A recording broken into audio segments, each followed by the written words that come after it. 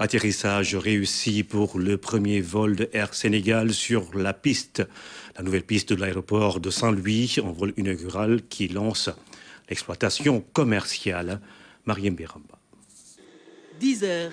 Atterrissage du vol de l'Airbus A319 d'Air Sénégal sur le tarmac de l'aéroport international Ousmane Masseck Ndiaye.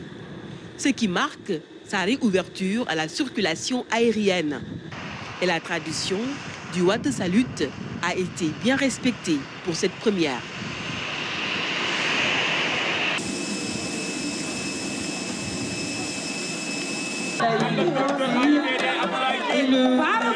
Cette homologation que le directeur général de l'AIBD SA a reçue des mains du ministre matérialise le démarrage de l'exploitation de l'aéroport. Un souffle nouveau pour le développement économique de Saint-Louis. La mise en exploitation technique et commerciale de l'aéroport international de Saint-Louis est une réponse fort éloquente de la pertinence du PRAS, le programme de reconstruction des aéroports du Sénégal, qui aujourd'hui va permettre de porter la ville de Saint-Louis à la hauteur de sa vocation présente et future. J'ai cité le président Macky Sall.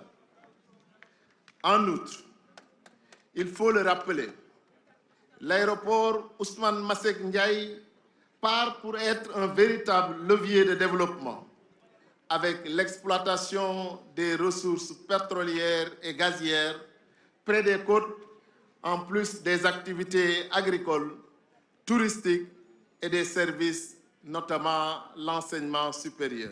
Un nouveau chapitre alors dans le développement économique et touristique de la région. La plateforme recevait des vols internationaux et privés. Il a été fermé le 23 juillet 2020 pour une reconstruction complète. Aujourd'hui, sa mise en exploitation, un grand bonheur pour les habitants de la ville tricentenaire. C'est un rêve qu'on attendait depuis très longtemps.